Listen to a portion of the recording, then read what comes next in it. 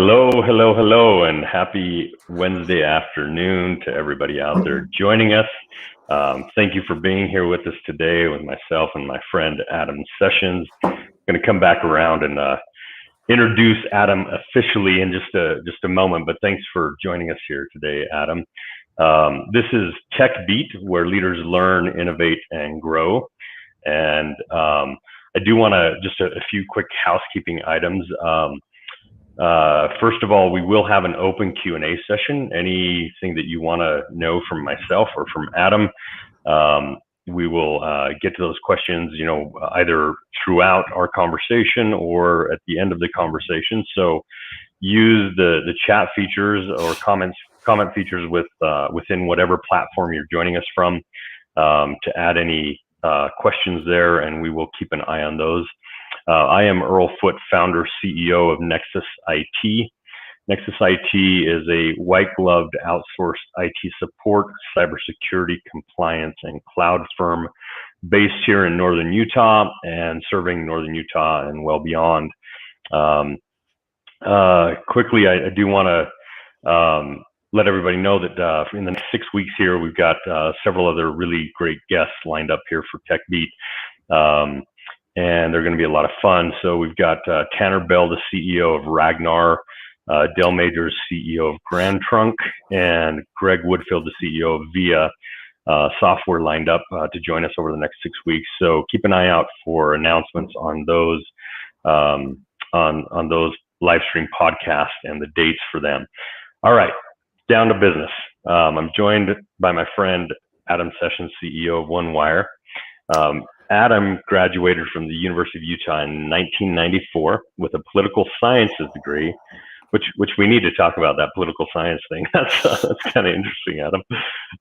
Adam's first job was with a regional telecom service provider known as Access Long Distance. He worked in the capacity of several different roles until 1999 when Access Long Distance was bought by McLeod USA. And he was promoted to director of sales. Adam there managed over 80 people across Utah, Idaho, and Montana. It was throughout his time that the desire to build his own business kicked in, and the basic plans for OneWire were established. 2 years later, OneWire was founded and one of Utah's first hosted VoIP providers. So we're talking 15 years ago. Adam definitely was one of the first hosted VoIP solutions on the scene.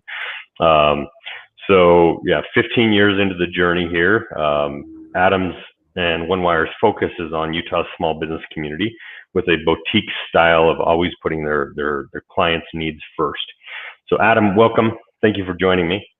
Well, good afternoon. Thanks for the invitation. I appreciate it. So happy to have you with me here today. So you and I have spoken about, your entrepreneurial story, your journey in the past. Let's start there. How did you go from political science to sales to founding a hosted VoIP and connectivity company? Well, I think that I doubt my story is terribly different than a lot of folks. I mean, when I was in college, it's very difficult to ascertain what you want to do with life, and that's kind of the goal of taking as many classes as you can and exposing yourself to as much as you possibly can. And politics, I was interested in it. I had a lot of sociology classes as well, which is basically the study of people. And frankly, I feel like that's maybe of more benefit to me. Politics is still a hobby. I enjoy Twitter. I do a lot of reading. Don't do much commenting. I don't feel like I have much of value to say, but the journey was one where at the University of Utah, I was fortunate enough to meet quite a few people that were already entrepreneurs or were aspiring entrepreneurs, and that's kind of where the idea and the concept began, because it was really years of sort of gathering information and learning how just business in general worked. It was a great lab. Very cool, man. Very cool. So, did you actually plan to be a politician, or what? No. What was your plan? Again, I think there really wasn't necessarily a plan as there was an interest. My dad actually was one of the first stockbrokers in Utah. And when I say in Utah, he started E.F. Hutton and Company in Utah. And so I kind of saw him in the business world and realized that that was probably an area that I would go into. But the politics side was really just more of a fascination. I seemed to be getting decent grades, and I was getting through. And so I kept going with it. I wish I had a sexier answer than that, but that's just really the reason. That's cool. That's cool. It's all good. So tell us about how you'd worked in the telecom space, for a number of years. Tell us about how the genesis of the idea for OneWire came about, and what your process was to actually build or establish and then build the company. Yeah, you bet. The genesis came from a number of different experiences. We in the access long distance world, and especially in the McLeod world, McLeod was one of the very first CLECs, if you will, which was really sort of an alternative to buying from the regional bell companies. And at McLeod, we would negotiate, create a new relationship and negotiate some contracts, and inevitably we'd show up to the day of installation, and there'd be somebody that administered the phone system, and then there'd be us trying to bring over phone numbers and make the technology kind of work. And inevitably that led to, I don't want to say it led to hostilities, but it led to a lot of finger pointing back and forth, nobody really wanting to take accountability for where the responsibility ultimately was placed. And that finger pointing back and forth really made me just sort of begin a quest, if you will, of trying to figure out if there was a better way to administer both the service aspect as well as the facility aspect of telecom, right? Which is, pretty ubiquitous in businesses these days. Cool. So you were a pioneer, one of the first hosted VoIP or cloud VoIP, options available in Utah. How did that come about? How were you such an early adopter and setter in the industry? So that's actually kind of a strange story. I had gone to work for a group out of Seattle. It was very short-lived, but it was incredibly helpful for me to learn the ins and outs of sort of behind the scenes of business, because I had always worked in front of the scenes and negotiating relationships and meeting people and creating contracts, but I didn't always understand how the back end of the business worked. And one of the very first things when I came aboard we had to tackle was moving our offices. We had a small little office up by the Blue Plate Diner and Sugar House, 21st South area. And the lease ended. They didn't really show an interest in having us stay. So I had to go out and sort of learn, what I could learn about the commercial real estate world. And I found a small place downtown Salt Lake, at the Walker Building on top of the parking garage there. There's like this old mezzanine, and it had aged infrastructure, right? So when I went in there, I needed a space, and then I needed to figure out how phones worked because I needed to put in a phone system. And then I needed to figure out how Ethernet cabling and Cat5 and Cat6 worked.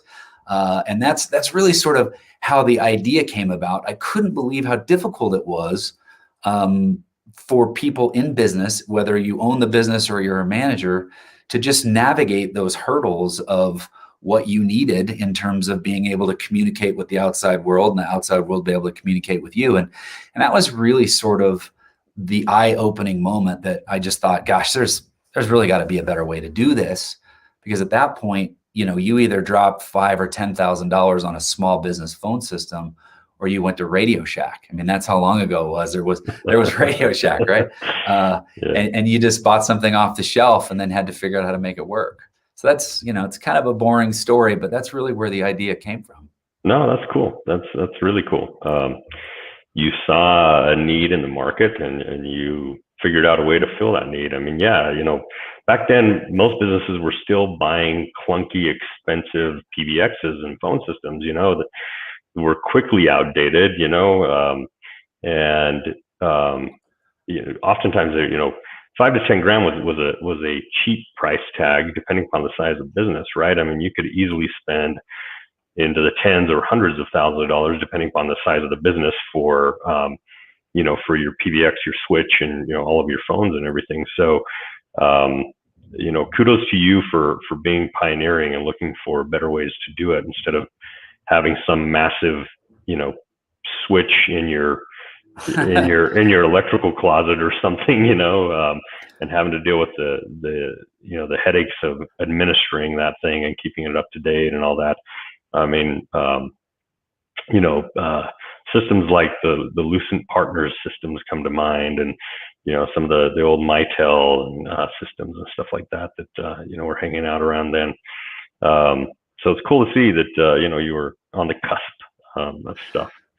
Well, the funny part is that I love antiques, right? So we have we have some of our early VoIP phones, the Polycom VoIP phones, that are now antiques, right? Because they're some of the original ones that we put in 15 years ago.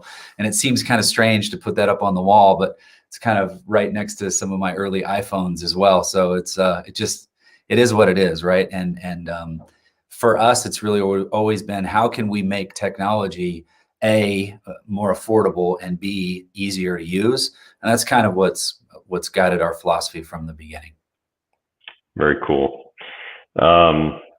So before we kind of transition into the main topic today here, are there any really standout experiences that you've had in your 15-year journey that you think would be valuable for other entrepreneurs and leaders? Maybe challenges you've faced, or big lessons you've learned along the way that you think would be again interesting and valuable for the audience. Well, the one thing I would tell you after doing this for 15 years, honestly, I did not realize it was going to be as difficult as it has been. The reality is that owning, running, I mean, I have a business partner, and in that world, I just don't know if I anticipated the difficulty, right, of the time and energy and the effort and the sweat and the tears and the blood. I mean, look, there's just a reality that we install physical infrastructures, right? I mean, I've been working on a couple this week where I've got some nicks, and I get hurt a little bit. It's just, if you're not willing to roll up your sleeves and be involved in your business and not just working on your business, I think you're going to have an uphill battle, right? If you're not willing to put that kind of effort in and figure out a way to fight through adversity, then owning a business probably isn't the best thing for you to do. Too many people are interested in quick acceptance of technology or acceptance of technology, and are really just thinking that it's easy to do. You just hang up a shingle, get a few customers, and boom. It doesn't work that way, right? There's just too many business challenges along the way, and I would tell you, find the best people that you can, and get to know them and introduce them to your business, because you also can't do it all by yourself. Yeah. Wise words, really, really good, sage advice there. I really like, your advice to be willing to get in the trenches. Like, some of the most successful leaders are those that, will lead by example, that can relate to their team, because they're willing to share the burden with the team. And when things potentially aren't going right, they're willing to get their hands dirty and support their team, have their back, right? Lead the way in action, right? And that's certainly you have to grow a business. You have to focus on the business and work on the business and not just in it. But you still, the art of getting your hands dirty. I had one of those scenarios a few months ago where a prospect, a new client, they are a client now, but they'd called us up and they were kind of in dire straits. They had a very sticky situation going on, which I'm not really at liberty to discuss, many specifics, but it turned out late on a Friday evening. Actually, I ended up calling you. That's right. Late on a Friday evening, I was the only person that could make it, out of our team of 20 or so people. And so I did. I went, and I haven't gone on site for some time, to actually do work with clients.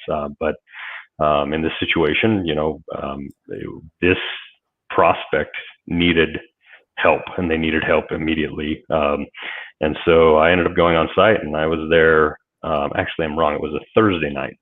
I got there maybe 8:30 p.m. and I left maybe 10 a.m. the next morning. So we were up all night, resolving the problem for this company. And since then, they've become a really fantastic client. But that, what it illustrated to my team, there was a lot of great, collateral there that they appreciated and understood that I was willing to take one for the team, and take one for one of our clients, right, to help them out. So very, very good advice. And you're right.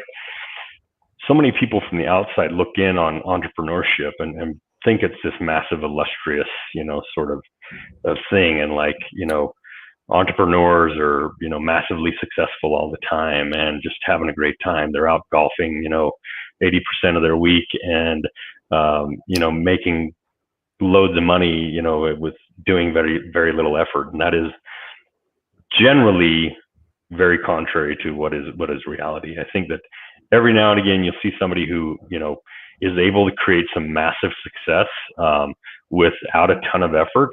And kudos to those people. I don't know if they hit conditions right at the right time, or they just happen to be smart enough or smarter than the rest of us. But the reality is, most of us, it's a massive struggle most of the time. Even a guy like yourself, 15 years in, myself 22 years in, we constantly have new things crop up. Like, you think that you've nailed it and you're like, okay, we can just kind of put this thing on autopilot, but particularly in the technology industry, things are morphing and changing so fast. And you and I have to be very conscientious of cybersecurity and compliance and all that kind of stuff. And that stuff just morphs at breakneck speeds. And so, when you think that you got it all figured out, you don't. Something new is right around the corner, right? And you got to figure out something new. So it's an interesting journey. Go ahead. I just think that's also where the humility of admitting that you don't have all the answers. You have to cling to that and have to really embrace that, because that's frankly where a lot of the your capabilities will come to the forefront as you're searching for new answers, right? I mean, our space alone, like I had mentioned, I have old phones that are basically antiques at this point. And now, I will go weeks with just using, my cell phone, which has my phone system on it, right? And I don't have a physical phone. And so those are the things that, we started in one spot and we're here. And heck, I'm really excited to see in 5 years what it's going to look like. But I just know that we have to continue to push the envelope to make sure we understand that technology and can provide the tools that people are going to need, because it's just sort of, it never ends, right? The battle doesn't end. You have to keep going and you have to keep evolving. Yeah, no, it's absolutely true. And humility as an entrepreneur is a very needed quality. Those conversations where you sit down with your leadership team and you've got some sort of problem, and they kind of look upstream, look at you and think that you have the answers, and it's an interesting proposition to sit there and say, I have no idea, but let's figure it out together, right? Let's start working on it, and let's see what we can do here, right? Because absolutely, as an entrepreneur, you're constantly out of your depth, constantly. Like you have to be willing to grow and stretch and admit, I don't know what I'm doing here, but we're going to figure it out. We're going to find out. We're going to go to resources that can help us. We're going study, we're going to read books, we're going to listen to books, we're going to go to, a mastermind group, or, hit up some colleagues, or whatever. Anyways, cool. Very good points. And it's been fascinating to learn a little bit more about your journey and some of the, the valuable lessons you've learned along the way. So let's maybe transition into the topic at hand today here. So we want to talk a little bit about what you've learned, what I've learned over the past year that COVID has forced us to learn, how it's disrupted business, how it's disrupted our teams, and how we've created hacks, right, to all of that, and found ways to enable our teams and the teams of our clients to be successful. So tell me a little bit first off, how did COVID affect your business? And then we can get into some of the other items. Well, boy, that's almost a loaded question. We had previously been in a facility in Murray for about 8 years. And we knew that our lease was, up. We were basically on a month-to-month lease at that point, and knew that a move was looking like it was coming. And long about, I guess it was, basically a year ago, when we sent, everyone home to work from home. And we were super fortunate to have the ability to use our own product, our own telephony suite, to both connect with the outside world and have them connect to us. But then forced to move in the midst of it. There's parts of our warehouse at this point, now we're just a couple exits down the road in Midvale, that are still not unpacked, because we did that with a skeleton crew. We did that with some of our service technicians, and my wife and husbands and boyfriends and girlfriends, it's still not fully done. So that to us was sort of the immediate impact of, holy cow, we don't have a facility anymore. We need to continue to operate as a group. And more importantly, there's this whole aspect of making sure that our customers that are in similar worlds and similar environments, they need help and they need the capability to communicate. And that's what really drove probably the first 3 to 4 months. It just seemed like it was a daily, the reality is it's kind of a fire drill every day to just make that happen for everyone. But at the same time, when you have the capability and you have the tools at your disposal, it's pretty rewarding too. It was rewarding to see just the people in our organization take that on and embrace it, and really just grow and blossom as a result of it. Yeah, super cool. I think as business leaders, if we really reflect on COVID-19 and how it's impacted our businesses, it was significantly disruptive. Even, obviously financially it was, and economically it's been significantly disruptive to our entire world, right? But, for many businesses, but beyond that, just the operations impact and the impact on collaboration and cohesiveness and those water cooler conversations and all of that boiling down to a disruption in culture. And that's really, at Nexus IT, that was our biggest challenge that we faced. So we were extremely fortunate in that we had very, very minimal impact financially due to COVID, and actually, have grown significantly in the past year because we've been able to identify ways to really add significant value to our partnerships, and obviously have a significant amount of new potential opportunity reach out to us because we've done that. And while it's been a year of a lot of growth and learning a lot of things, in those first months after we sent everybody home, earlier mid-March last year to work from home, and I should clarify. So, telecommuting was part of our model, for 15 years prior to COVID hitting us, right? And we had been enabling businesses, to have telecommuting options, in reality for 20 plus years. Like, I don't know if you're old enough to remember the days of PC Anywhere, but, we used to help some businesses, like, their executives would literally dial in over PC Anywhere, and get remote access into the office or their PC or whatever.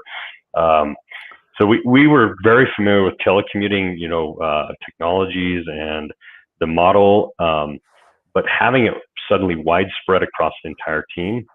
And it was interesting for us because we'd worked so hard for, a decade plus to really nail our culture that's very centered on creating an extraordinary experience for our clients and for our team members.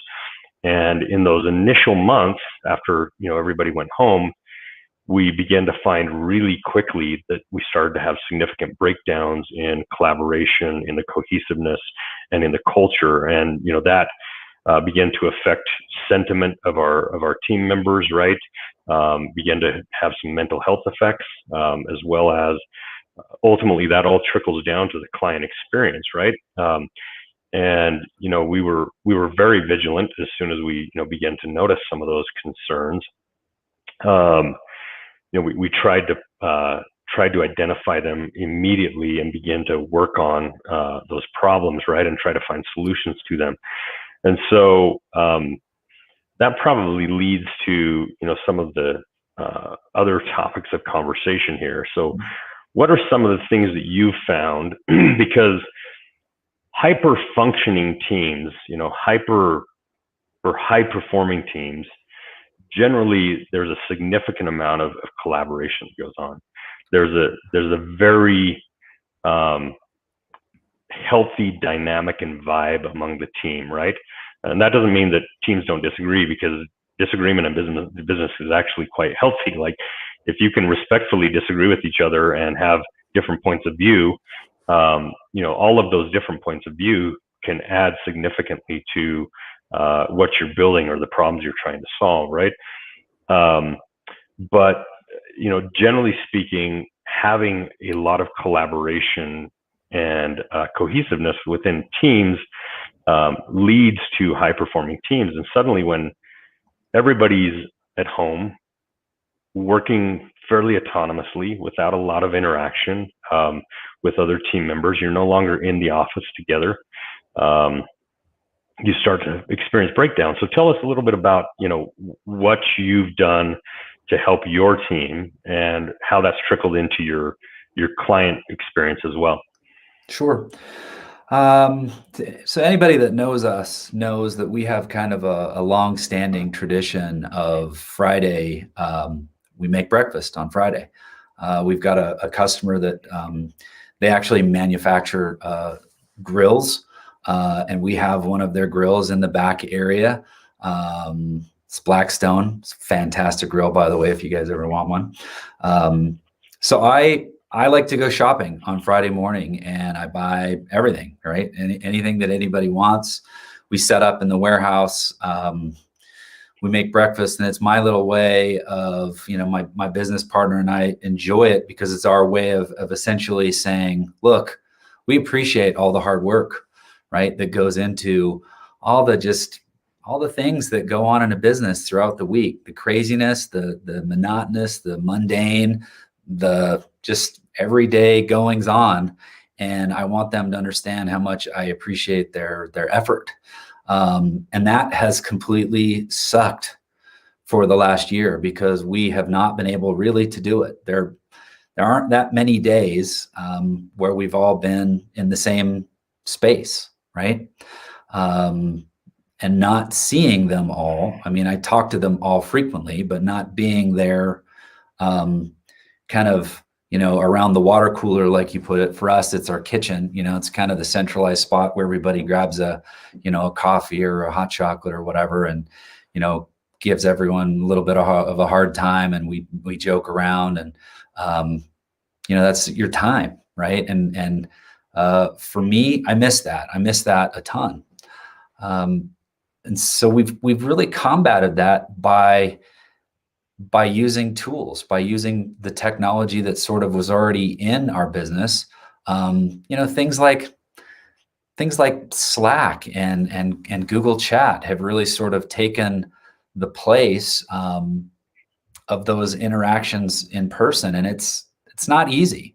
But anytime, in our group chat that something pops up and there's a picture that gets posted from something that went on maybe at a job site, and everybody starts to chime in, that's really about the best, right, that we've been able to experience this year. And so for me, it hasn't been easy. Again, it's one of those reoccurring themes that I always feel like there's more that I can do to make the group stay together and come together and feel like they're together.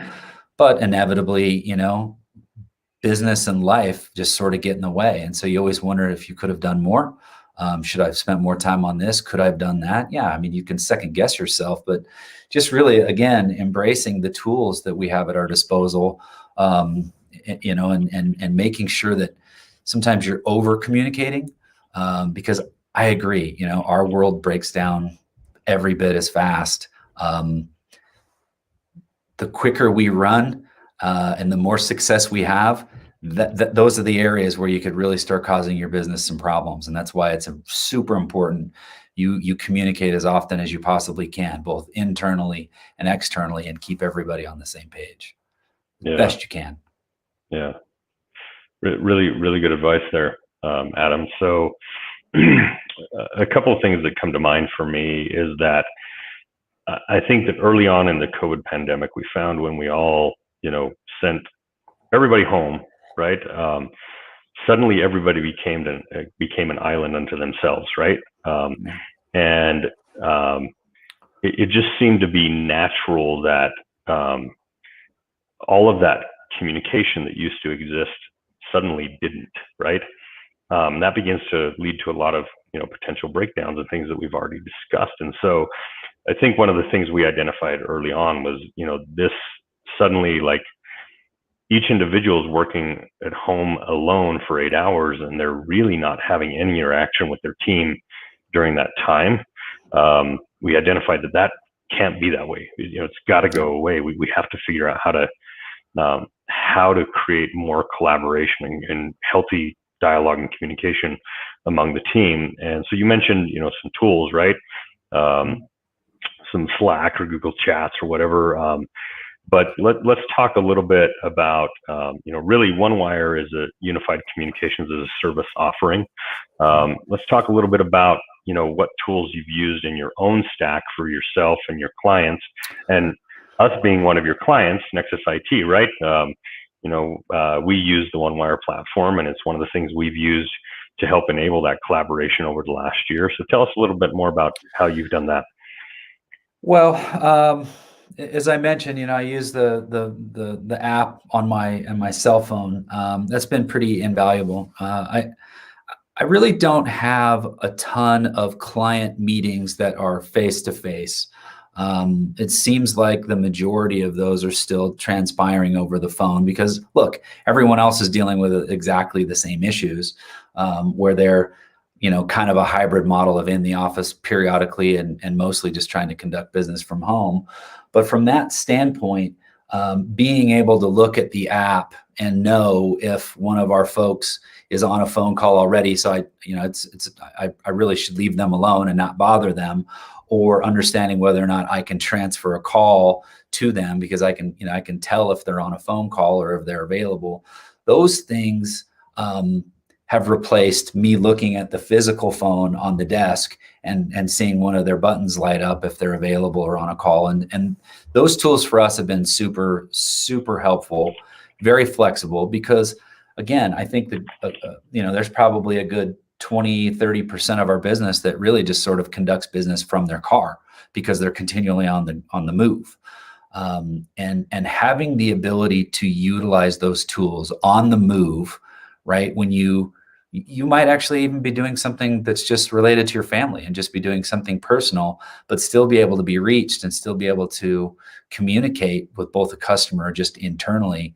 I mean, look, I don't see how we would have gotten through it just by using a cell phone alone, because there's just a ton of limitations that cell phones, while helpful, just can't drive into, they can't drive that efficiency into a business as much as a good business app can. Yeah. Well, and the OneWire platform being available, as you mentioned, you can put it on a mobile phone, you can put it on a PC, you can have a physical phone, and you have, as you've talked about, you have presence there. You have you have like voicemail to email type of situations. You have inter-office collaboration availability and that kind of stuff. All very useful things. And one of the other things that, as we looked at this scenario in our business of, each man is an island to his own, or each woman is an island to her own, right? We quickly realized that when you're out of sight, you're out of mind. Like, if your team doesn't hear from you for 3 days, they assume that you're like, who knows, right? What happened to you, right? And so we quickly had to start encouraging our team to, hey, be collaborative, here's some tools, right? Here's some things that can help you, but you need to make use of those tools. You need to make sure that your team knows that you're breathing and you're available to help, to collaborate with a project or take client tickets or whatever the situation might be. One of the other tools, beyond the OneWire platform for us, and having it was so easy for us to make a quick transition, knowing that, look, our entire phone system, which we live by, like our clients, we get hundreds of phone calls every day from clients looking for technical support, right? Yeah. And the ease of our transition to simply say, everybody, whether if you don't have it yet, simply install, install the OneWire app on your mobile device, and make sure that you know how to get into the web version on your PC, right? And then our phone system was an easy transition. We didn't have to send physical phones anywhere. We didn't have to figure out how to reroute calls. Everything stayed in place the way it was, and just everybody's extension suddenly became whatever device they were on at any given time, right? And so that was super, convenient for us. You've mentioned Slack, and Slack is massively popular in the tech industry at the moment, and I may be. Some people might want to burn me at the stake for not being a massive Slack adopter or supporter. And I use Slack. There's a lot of outside channels that, that I keep an eye on, and communities and stuff that, that use Slack, and I'm engaged there. But internally, we don't use Slack. We use Teams, and we've found, Microsoft Teams, and we found Teams to be massively helpful for our team to collaborate. So, of course, the chat channels are there, just like Slack, but there's so much more feature and functionality within Teams. Like you have all sorts of plugins that you can bring in. You can bring in Trello and Asana and Jira and all these third-party, outside plugins that you can bring. So you can do like project management or just collaboration with the team within Teams. But you can also do, instead of having to go to a platform like Zoom, you can do your video conferences and everything right within that platform.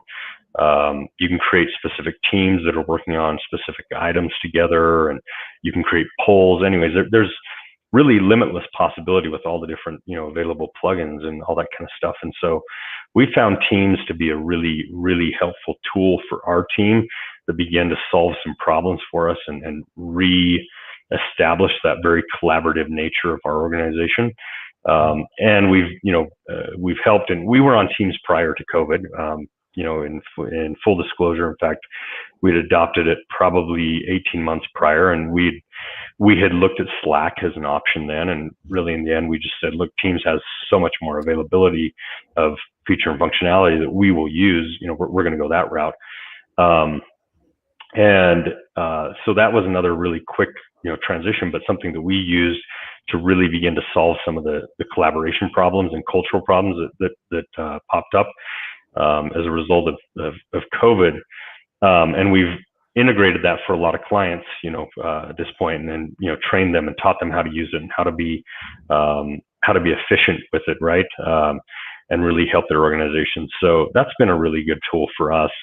What other emerging technologies have you seen, have you worked with your team or your clients that have been helpful, at solving some of the challenges of a remote team?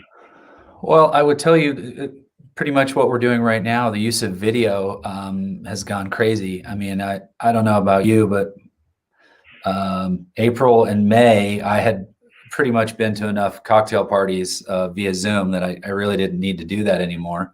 And I started finding more useful uses for it. I mean, I negotiated, 10, maybe 15 fairly significant opportunities that came our way exclusively via a video call, right? And I had to install Zoom and I had to have WebEx.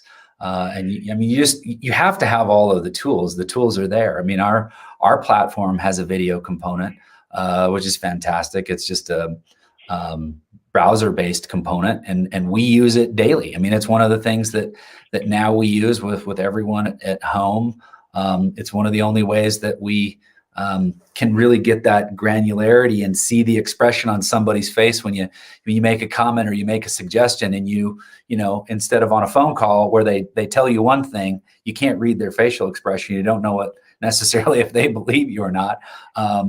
So video has been a big part of it, and I really don't see it. I don't see it changing. Right? I don't think that it's going away, but I also don't think that the use of the traditional mediums are going away either. I think they're all necessary evils, if you will, necessary tools that are just inevitably going to be sort of baked into the, or woven into the fabric of how we all kind of communicate moving forward. So video is a huge one. You mentioned Teams. For us, we're Google, right? So we do everything in Gmail. We store everything in the cloud, and it's been widely popular. I mean, that's how we've been dispatching our texts forever, right? You click a button, you have your, the person you're visiting, you have their phone number, you've got GPS coordinates to their location, and we use those tools to communicate back into the office on here's what happened, here's what needs to happen, so it can get entered into a ticket for safekeeping. I mean, I just look at the tools that we all have access to now. Some really inexpensive and some pretty expensive. And that middle ground, man, there's so much available that really just is easy to use and just makes you look that much more organized and really just keeps you headed down the path, Yeah, I really like that. It sounds like you have a very effective use of G Suite within your company, and maybe, using features and functionalities that other companies have no idea even exist there. So that's cool. See, I'm always willing to learn too. That's why I love these stories. I'm really hoping that one or two people are watching and ask some questions, or maybe tell us, what tools that they're using. Because for me, again, that's where I learn and get the ability to interact with somebody and say, hey, have you thought about this? Because here's what it does. I love that capacity. Yeah, totally. And actually, let's put it out there to the audience. If there are tools or methods that you've found to enable collaboration within your team over the COVID pandemic, share them. Make comments on whatever social media platform you're joining us from, and certainly we want to bring those up and talk about them a little bit. One that comes to mind for me is actually a local startup, and you mentioned the power of video. So first of all, a text-only message, right? Whether that's in email or text or some messaging platform or whatever, you never get tone in that, right? And they can be easily misconstrued. That's happened to me. That's one of the lessons I've learned in my journey, my 22-year entrepreneurial journey, is sometimes there's things you just got to get on the phone for or face to face, for, because they can be wildly misunderstood in a textual context, right? And so text itself, is really hard to portray tone. Phone calls can be difficult as well, and video really, when you get facial expressions, and while I think the majority of our interpretation of those facial expressions is subconscious, like we're not consciously saying, hey, what's Adam's mood today, and what does he really think about this, and does he trust me on this, or right? It's we're just perceiving it. We just don't get it. But anyways, a tool that I began to find very valuable is Volley, local asynchronous video startup. Not dissimilar to something like Marco Polo, and I realize a lot of people are using Marco Polo right now. WhatsApp, of course, you can do asynchronous voice and asynchronous video and things like that there. Volley is really geared around enabling teams and then business conversation type of stuff. Josh Little and his team, it's new, right? I think they're only 7 or 8 months in or something like that. And they're consistently, developing at a rapid pace, making the tool more and more, more and more capable all the time, and adding more functionality within it. But that's been really cool. And especially for me, like, I don't know about you, but one of the necessary evils of business, and honestly, I mean, maybe it's exaggeration, but I'll call it the bane of my existence, is email. Like, the volume of email that most entrepreneurs deal with on a daily basis is, in many cases, insurmountable. And for me, oftentimes, having to sit down in front of that email, sort through it all, respond to it all, the amount of lost time there is massive. I mean, there are days where literally I could come into the office, at 7:30 a.m. and I could leave at 7:30 p.m. and I could never do anything but be in my email, right? Responding to partners and clients and vendors and teammates, and and for me, it's massively unproductive. Volley has been a really great enabling tool, where I'm pushing a lot of conversations there. With our team, most of it's in Teams, in Microsoft Teams, right? But for outside conversations, I'm pushing a lot of it there and just saying, hey, it's a lot quicker and easier for us to have an asynchronous video conversation. And that way, like, you can send me a message when you have an open time, and I'll respond back when I have open time. And maybe it's me. My fingers, the older I get, the slower my fingers get, the slower I type. And so it's quicker and easier for me to either dictate a voice message or do a quick video message to somebody than it is to sit down and type it out. And it's more authentic, more genuine, it feels like. So I feel like these kind of tools, honestly, I'd love to see email be a thing of the past at some point. Like, I'd love to see our business communication evolve. Certainly there's things that always have to be in text. Sometimes you have to have a paper trail, right? And you're going to have to do them in text. But those are some of the things that I've seen that have been really, really fun. So we've got about 10 minutes here, Adam, till the top of the hour. Maybe let's talk a little bit about what you see on the horizon for the Utah business community for the rest of 2021 and beyond. What do you feel like the future holds for us? Boy, that's an interesting question. I would tell you that those groups that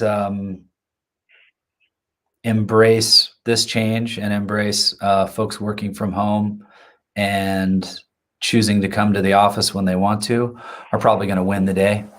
Anybody that wants to dictate any one thing, I think you're pretty much going to be painting yourself into a corner. I can tell you firsthand, a big component of what we do is we do Ethernet cabling for offices. There's a lot of cabling projects that are going on right now. Look across the Wasatch Front and up and down the I-15 corridor. There are a lot of actual physical building structures that are going on. I really see it continuing. And I'll tell you, I don't know how you know addressed this, but I mean, I was fascinated this summer after a few months to kind of check in with the folks that were basically working from home and just get their pulse and say, do you like this?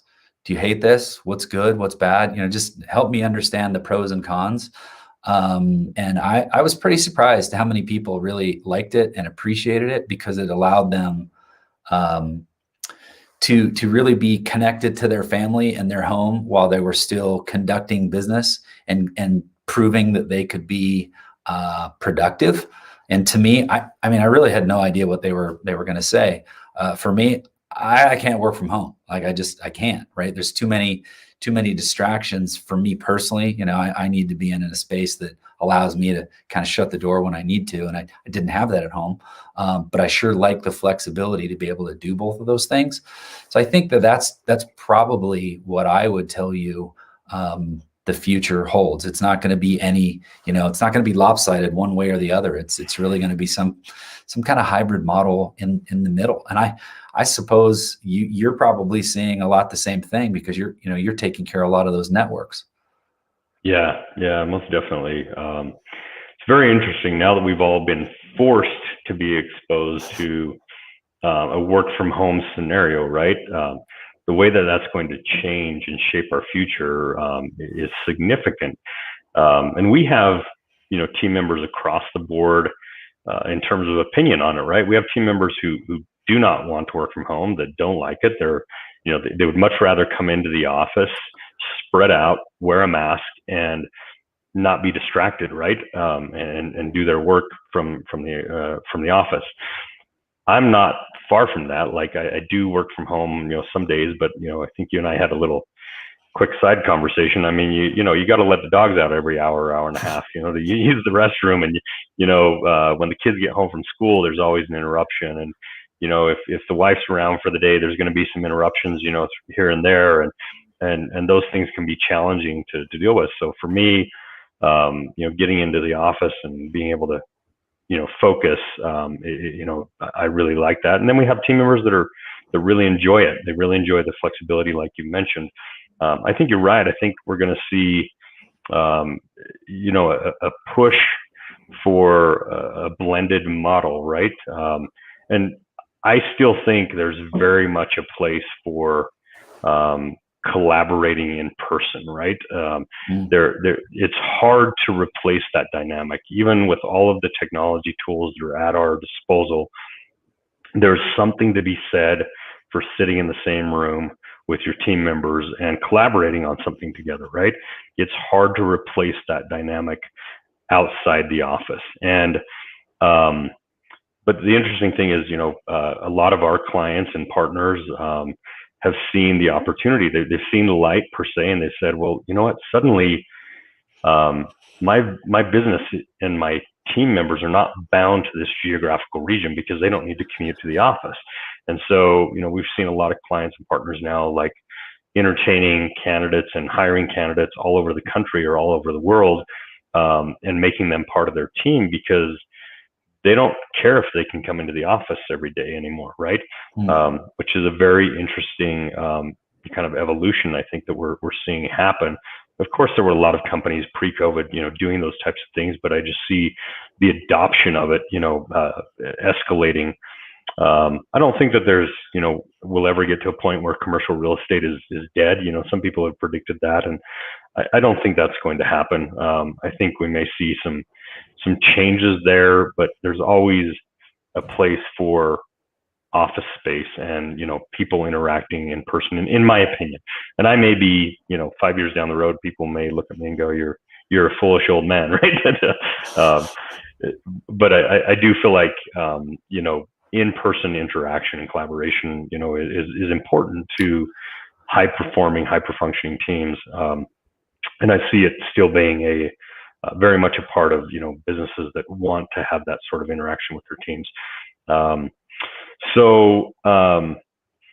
Yeah, really, really interesting to think about, what this may hold. In Utah, we've been very fortunate because we've been able to, to roll out the vaccine at such rapid pace. Really, I think one of the the leaders nationwide in terms of getting the populace vaccinated. And today, actually, the vaccine becoming all adult citizens within Utah are now eligible as of today. So you don't have to have any pre-existing conditions. As long as you're 18 or over, you can theoretically schedule and go get the vaccine now if you elect to do that, right? And that's been fantastic because it re-enables a lot of things to begin to happen, right? People getting back into offices if they choose to do so, having events and stuff like that. I'm starting to see some more events crop up or being scheduled, Yep. It's interesting as we get back to life as normal, hopefully, as normally as we possibly can, while still protecting vulnerable people within our population. It'll be interesting to see how it all evolves. I think that the horizon for Utah is very, very bright. I think 2020 was a record-breaking year in many ways. 2021, I think, is shaping up to be the same. And going forward, I think we're consistently in this market trendsetters. We are consistently leading, which is interesting. A smaller market in many ways leading, the nation. And I'm not.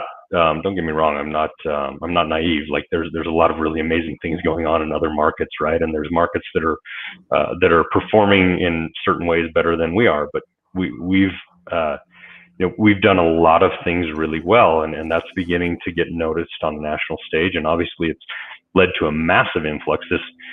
This work from home situation has led to a massive influx of residents into Utah over the last year because suddenly it doesn't matter where I live, right? I can live anywhere and I can still perform my job. And so we're seeing people migrate to a lifestyle type of living and choice of being around the mountains and having outdoor options and all that kind of stuff, right? I think the future is extremely bright for Utah and beyond. And I do think that there's a full recovery, on the horizon for us and hopefully a nation and a world, from this situation that has plagued us for the last year.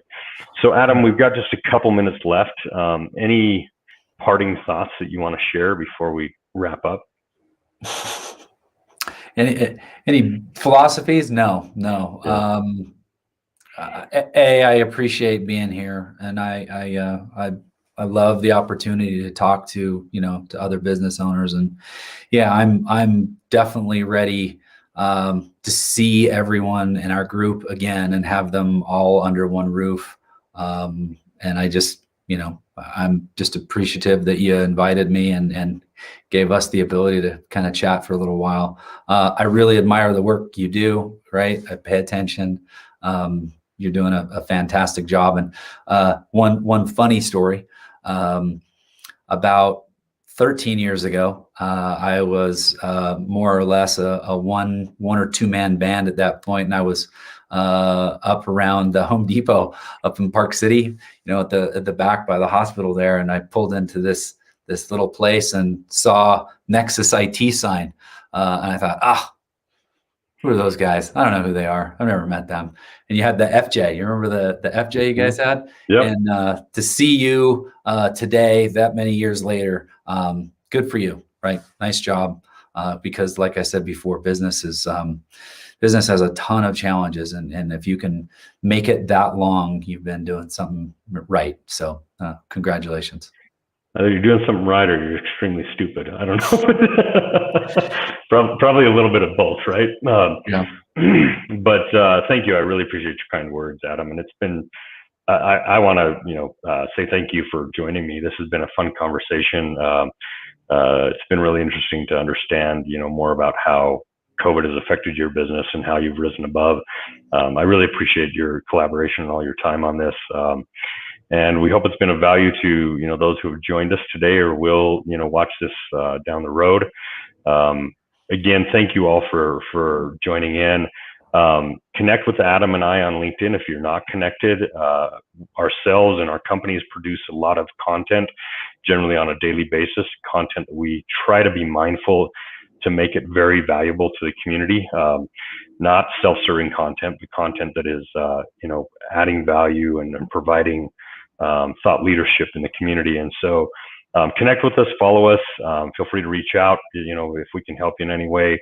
And just stay tuned. Again, the next 6 weeks, we've got some other really exciting, founders and CEOs that are joining us for these TechBeat conversations, and it'll be a lot of fun to learn their entrepreneurial journeys. So, Adam, thank you, my friend. I really appreciate it. Thank you, everybody, for joining us. And we're going to sign off, and we'll see you all in a couple of weeks. Bye-bye. Bye.